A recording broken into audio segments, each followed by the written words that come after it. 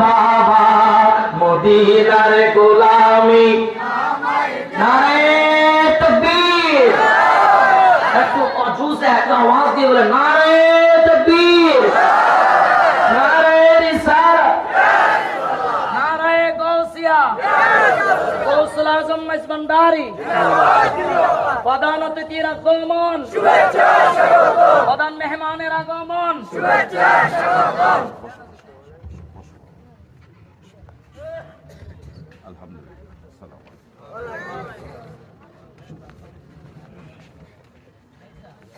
মদিনার গোলামি আমায় দে ও হযরত কেবলা